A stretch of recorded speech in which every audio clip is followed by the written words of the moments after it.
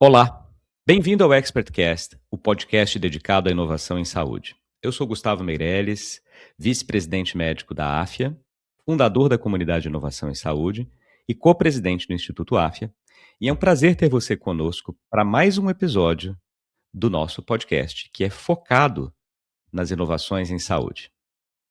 No episódio de hoje, nós vamos falar sobre como os modelos preditivos de inteligência artificial podem transformar a tomada de decisão em um dos ambientes mais críticos da saúde, as UTIs neonatais.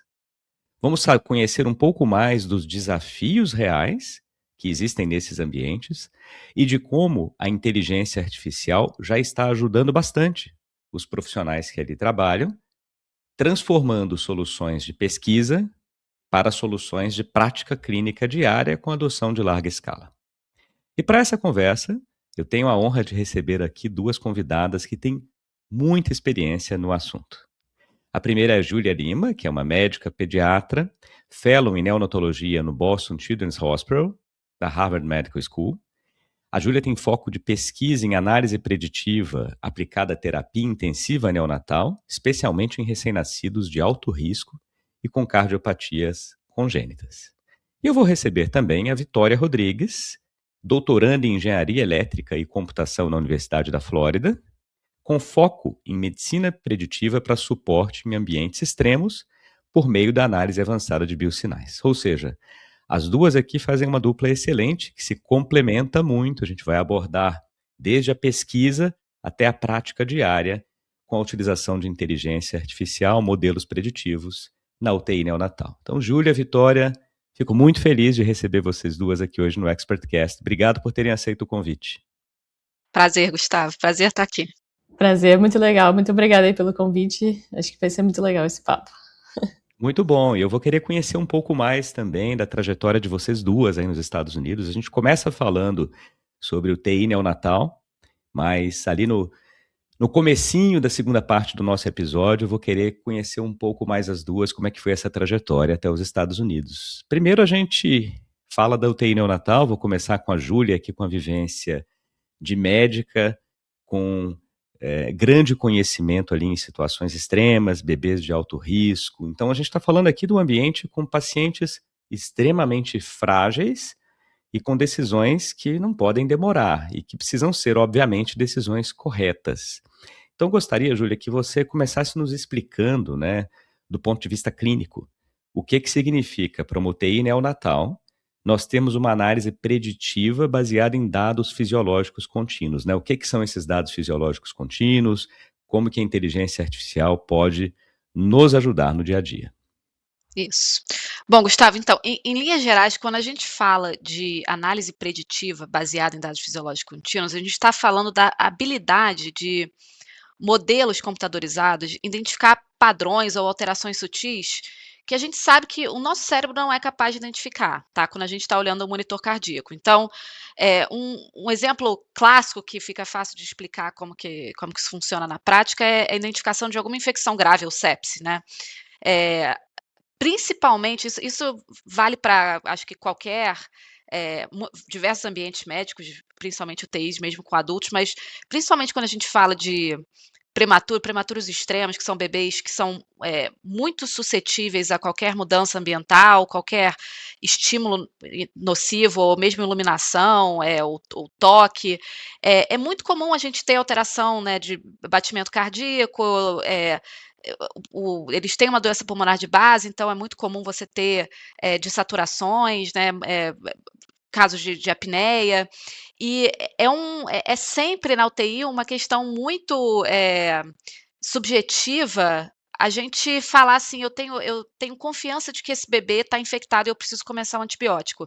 Então você pega 2 neonatologistas com grande experiência, e você faz a mesma pergunta sobre o mesmo bebê, um pode te falar que vai começar antibiótico e o outro pode falar que não vai começar antibiótico, né.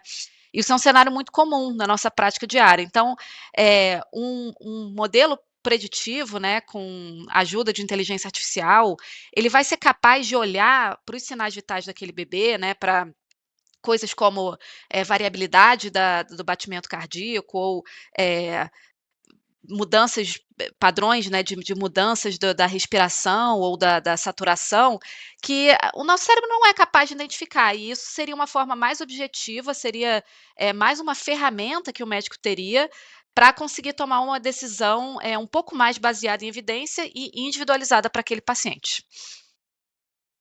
Excelente. Poxa, é interessante já ter algumas ideias aqui do ponto de vista clínico, e aí eu vou passar para a Vitória agora para entender um pouco mais aqui desta visão também técnica, né? O que que diferencia dados fisiológicos contínuos de outros dados de saúde e por que que eles são tão desafiadores para análise preditiva. Então, deixa a Vitória também falar um pouco aqui do trabalho dela agora de pós-graduação e nos contar um pouco aqui dessa interface da linha de pesquisa para a prática clínica diária.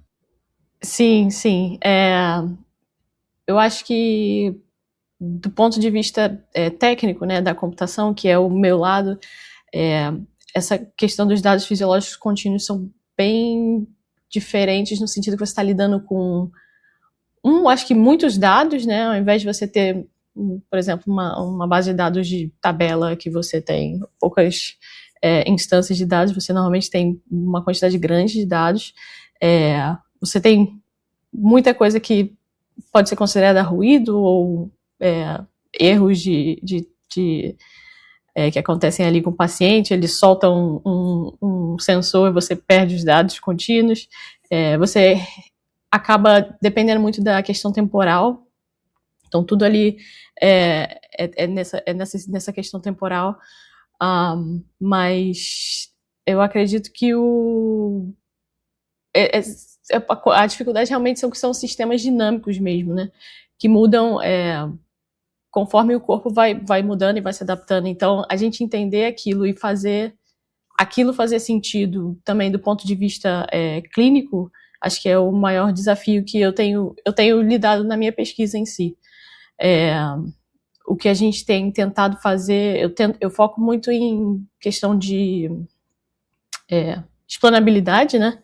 Então, assim, não só pegar todos gigabytes e gigabytes de dados, jogar numa IA e falar o que você acha aí, IA, o que a caixa preta me diz, mas tentar entender realmente o que esses sinais estão dizendo pra gente, junto com o lado clínico também, desenvolver features que possam ser interessantes pra gente entender o que esses sinais estão dizendo, mas eu realmente acredito que são, acho que uma parte muito importante da análise preditiva são o uso desses dados fisiológicos contínuos, mas temos essas dificuldades aí que são complicadinhas, mas é o que faz divertido o trabalho.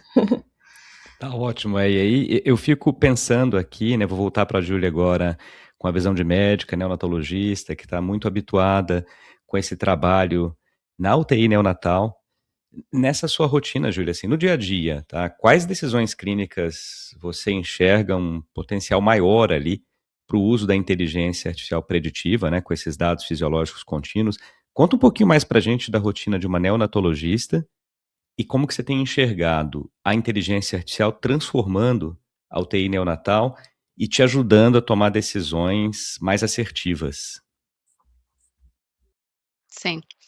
Eu acho que ainda tem um caminho muito longo a ser percorrido. Primeiro, eu queria deixar isso claro, assim, eu acho que, até mesmo aqui nos Estados Unidos, eu diria que a minoria das UTIs neonatais, eles têm um sistema de, poder capturar esses dados que é tão valioso, né, pra pesquisadores como a Vitória e como a gente também faz, no Boston Children's. Então ainda tem, muito a ser explorado e muito a ser, transformado para poder realmente impactar o nosso dia a dia clínico, né. Eu gosto de pensar que dá para você separar em vários grupos, né, o potencial da análise preditiva. Então, o primeiro que a gente já conversou um pouquinho é esse de sistemas de alerta, né. A identificação de sepse já está já é uma coisa que acontece, né, nas UTIs neonatais.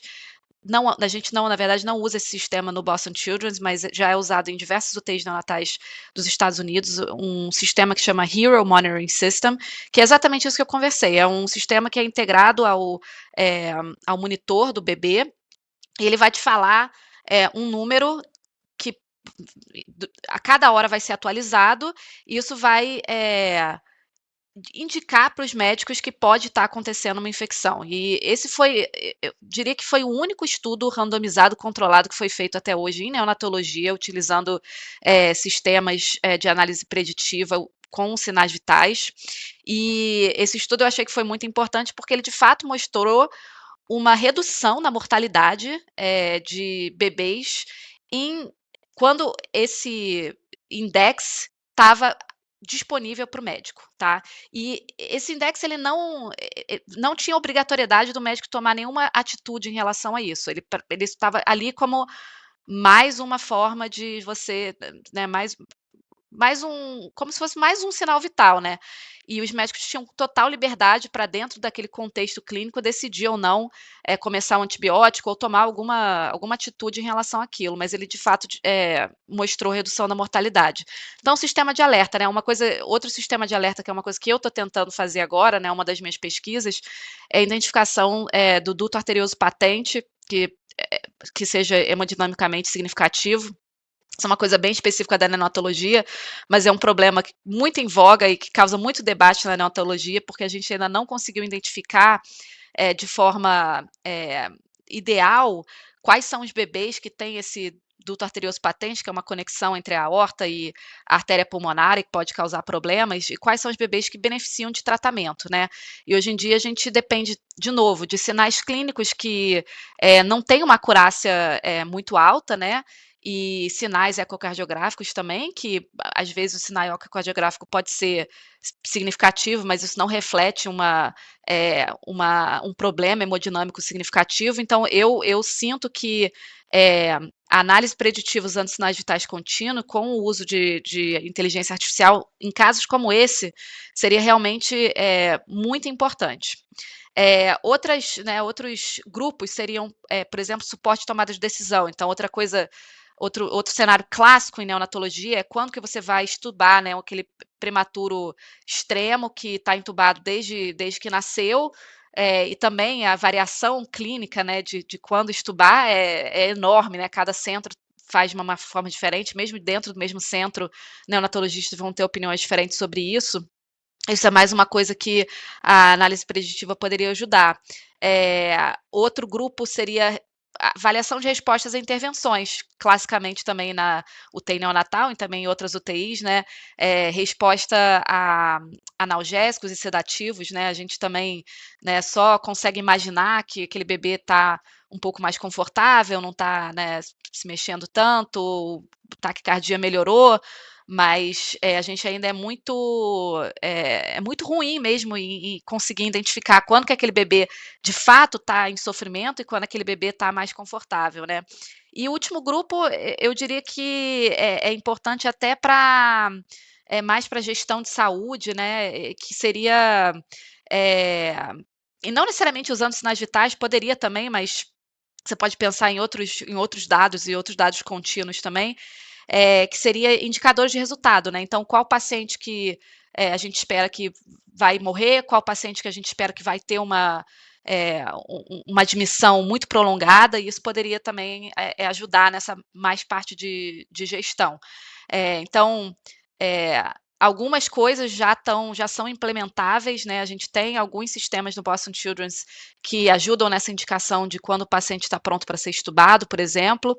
A gente consegue ver em tempo real, esses dados vitais contínuos de uma forma, mais detalhada e com mais informação do que apenas os monitores cardíacos tradicionais que a gente está acostumado, mas ainda tem um caminho muito longo pela frente até que a gente possa realmente usar, essa ferramenta de forma realmente, global e que realmente cause um impacto grande na UTI neonatal e em outras UTIs também.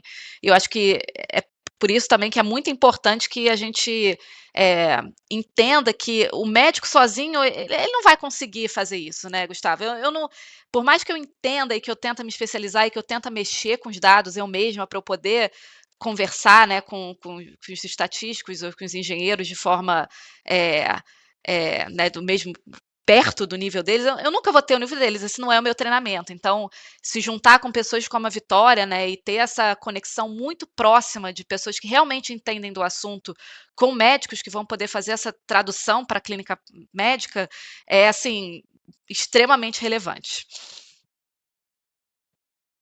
Excelente.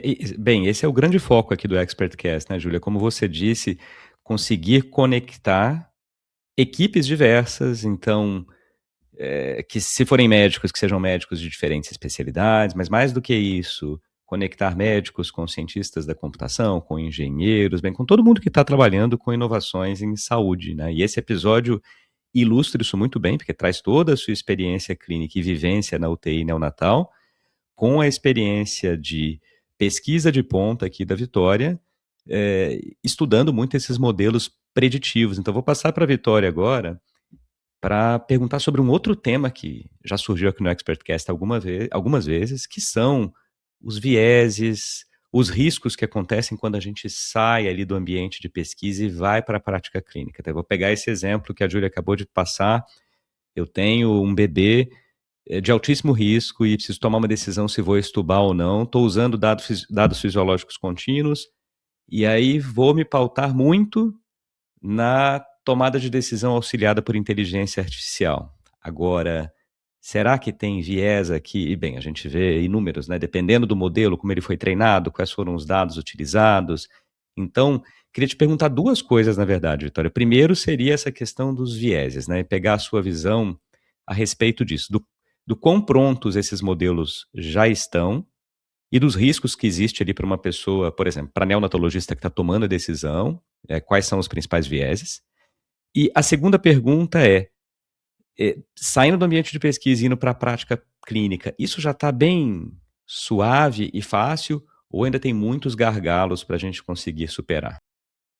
Não, eu acho que a gente também ainda tem um longo caminho pela frente aí para fazer esses modelos serem bem confiáveis.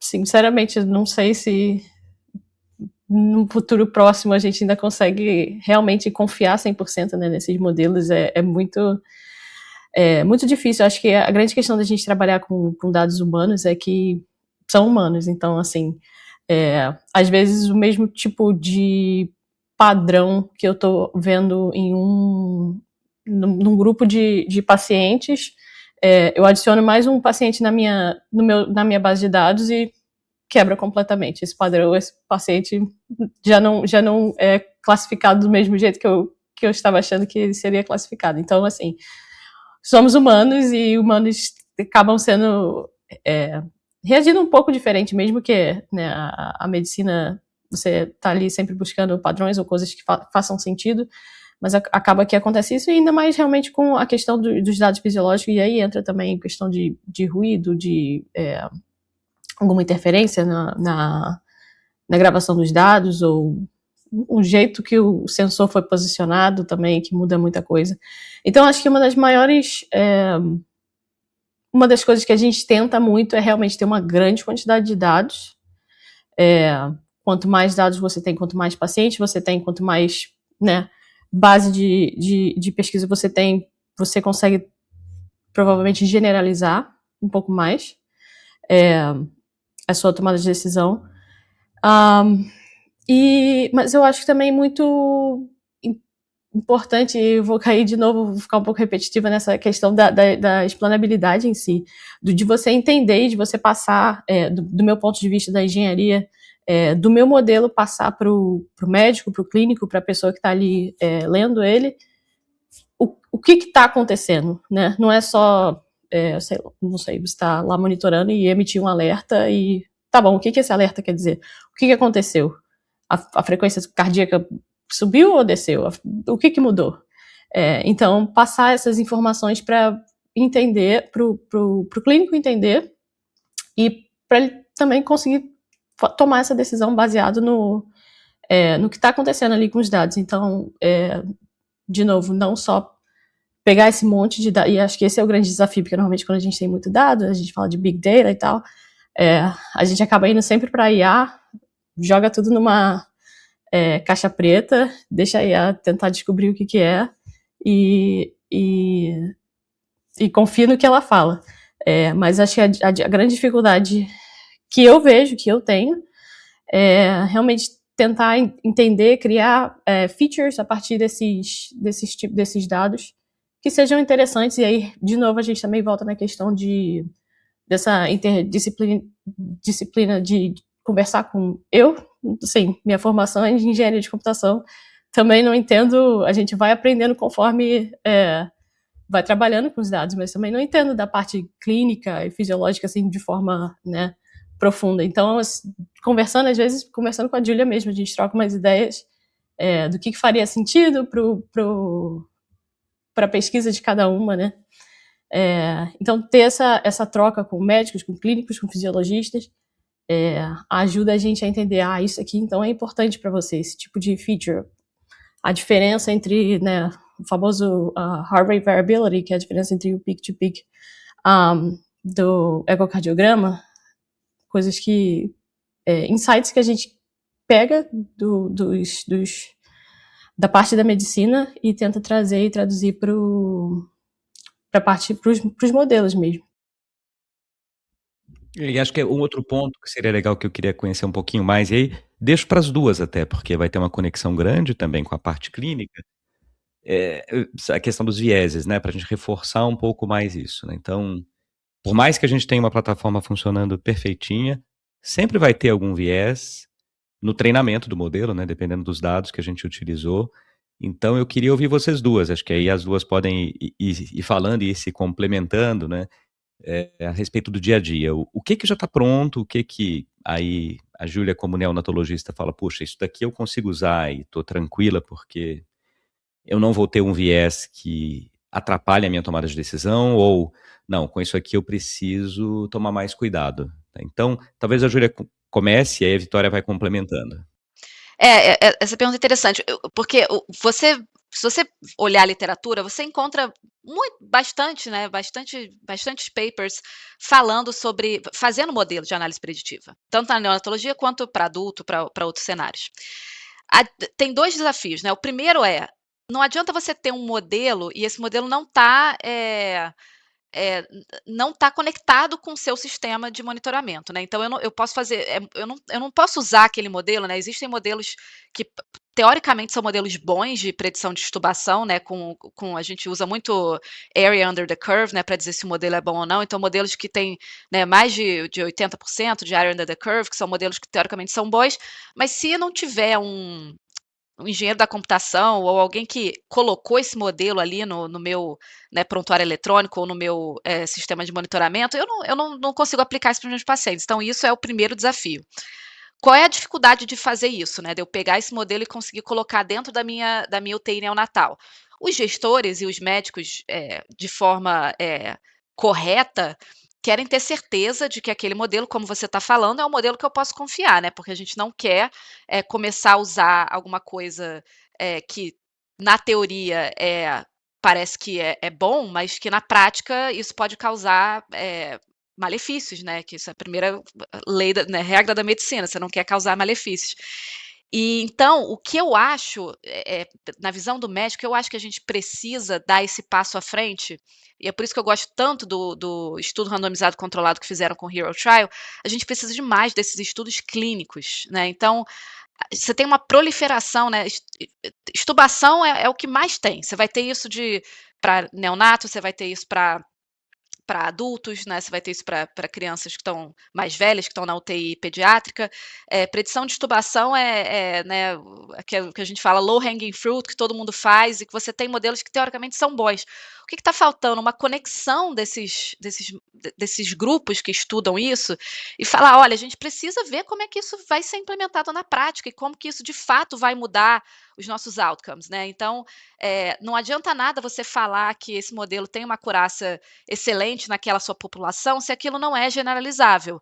Então, eu diria que esse é o próximo passo dentro da análise preditiva, é a gente pegar essa diversificação de estudos e de trials pequenos que são feitos, né, em uma UTI ou poucas UTIs juntos, e realmente fazer estudos randomizados controlados. Vamos usar esse modelo nessa população, não vamos usar esse modelo nesse outro grupo e vamos ver se de fato isso funciona ou não, né. E o Hero foi interessante porque, na verdade, isso é um pouco também do que a Vitória falou, que, você vê que ele funciona, mas muitas vezes você tem dificuldade de entender exatamente o que ele está fazendo. E nesse paper do estudo randomizado do Hero, na verdade ele não foi, altamente capaz de identificar sepse. Mas ele é capaz de identificar alguma coisa que realmente aumenta a mortalidade. O médico tendo essa ferramenta de ver que o paciente está descompensando, ele usava, né, as outras informações que ele tem da história do paciente, do seu exame clínico, né, de qual é a história daquele paciente, e ele tomava decisões baseado nisso e de fato isso diminuiu a mortalidade, que por um lado eu entendo, né, a Vitória falar assim: a gente quer entender exatamente o que está acontecendo", eu acho que isso é importante, mas para mim como médica, às vezes é só importante que aquele paciente não morra, né, ou que eu consiga, né, salvar aquele paciente. E se eu entender exatamente o que está acontecendo, ótimo, mas também se eu não entender, mas o paciente não está, né, está não está descompensando com o auxílio daquele produto, eu de qualquer maneira vou achar que é um produto bom. Então eu acho que está faltando eh, mais estudos clínicos usando esse tipo de modelo. Eu acho que esse seria o próximo passo. Excelente. E para a gente fechar aqui, Vitória, você, como é que você, como engenheira da computação, enxerga tudo isso que a Júlia disse? Não, eu concordo, é interessante. Realmente, às vezes a gente, do nosso lado, também quer explicar muito, entender muito o que está acontecendo, não sei o que, e às vezes o médico realmente só quer um aviso, tipo assim, presta atenção, fica de olho. Não sei o que está acontecendo, mas me avisa o que me avisa aí para me preocupar. Mas acho que isso é interessante. Acho que da parte do viés também, sim, uma coisa que na verdade é acho que um dos grandes problemas desses modelos é você entender o quão de certeza você tem daquele seu resultado, né? Eu tô classificando esse paciente como uma taxa alta de mortalidade, mas quão de certeza eu tenho que isso vai acontecer, que o meu modelo vai acontecer? Se você tem um modelo tipo 0 ou 1, você não sabe muito bem. Então, um dos trabalhos que a gente tem no meu laboratório é realmente lidar com essa questão da incerteza em si dos modelos de IA e tentar quantificar essa incerteza. E a gente usa, uma das coisas que a gente usa são fusão de diferentes sensores, né? Então, às vezes um sensor só não vai te dar exatamente o que você está procurando, mas se você tem ali junção de sinal de ecocardiograma com SpO2, com EEG, né, eletroencefalograma, esses monitoramentos a gente consegue, juntando esses sinais e fazendo sentido desses sinais, a gente consegue quantificar, eu acho que vai dar problema, mas com uma certeza ali 70%, então fica de olho. Ou então, isso aqui, baseado nos dados que eu tenho, eu acho que isso aqui realmente é uma coisa a se preocupar, 90%, 95%. Então, também acho que é um desafio. E, de novo, dados fisiológicos, dados humanos, é sempre um desafio. Quanto mais dados você tiver, melhor, mas quanto mais dados de qualidade também você tiver, melhor. Eu acho que eu concordo com a Júlia nesse sentido da colaboração e de ter mais estudos clínicos, mas para o nosso lado também, de disponibilizar mais esses dados que vêm de lá, ter mais monitoramento enquanto os pacientes estão lá, e disponibilizar esses dados para a gente, para a pesquisa realmente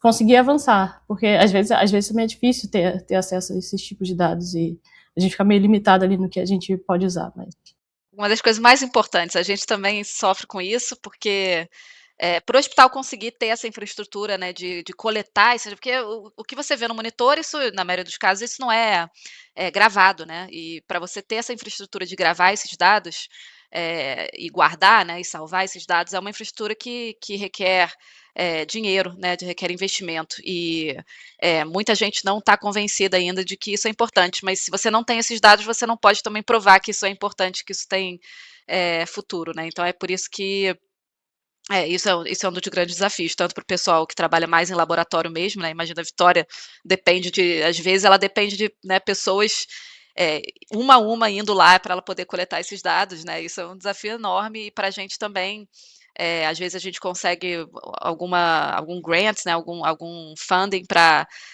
pegar algumas máquinas que são capazes de guardar, mas é sempre um número limitado, e realmente os hospitais que têm essa capacidade de guardar esses dados de maneira, em massa, né, para todos os pacientes de UTI, ainda é um número pequeno, né, para o que a gente deveria ter para poder fazer estudos que realmente são impactantes. Olha, aprendi bastante aqui numa área que eu confesso conhecia muito pouco, e muito interessante a gente ver a inteligência artificial realmente sendo utilizada na prática para melhorar muito, não só ali a evolução e o desfecho desses pacientes, né, tão frágeis e em situações muito graves, em algumas vezes. Então, muito bacana o trabalho de vocês duas aqui, Vitória e Júlia. Eu vou querer ouvir um pouco mais sobre ele na segunda parte do nosso episódio. Hoje aqui a gente encerra essa primeira metade. Agradeço muito a vocês duas. Júlia, Vitória, muito obrigado por estarem aqui. Em breve eu vou receber essa dupla aqui para a gente continuar nossa conversa. Foi um prazer, muito obrigada, Gustavo. Obrigada. Olha, no próximo episódio a gente vai falar um pouquinho mais dessa trajetória internacional, dessa dupla de pesquisadoras brasileiras, da Vitória e da Júlia, da integração com fluxos assistenciais, os desafios de implementação clínica da IA preditiva, com esses modelos que a gente está discutindo aqui nas UTIs neonatais, e também falar um pouquinho uma visão de futuro da inteligência artificial na UTI neonatal. E para você que está nos ouvindo, se quer continuar essa conversa sobre inovação em saúde, não deixe de participar da comunidade Inovação em Saúde, que já conta com mais de 13 mil interessados no tema. Os nossos grupos são gratuitos, são abertos. Acesse www.inovaçãosaude.com e faça a sua inscrição. O ExpertCast é um projeto que tem o apoio da Agfa Radiology Solutions e tem a produção da SoulPods. Se você gostou do nosso episódio, siga o podcast, avalie com 5 estrelas, compartilhe os episódios com seus amigos e contatos. É assim que a gente consegue disseminar informação de boa qualidade sobre inovação na saúde. Muito obrigado pela companhia e até o próximo episódio.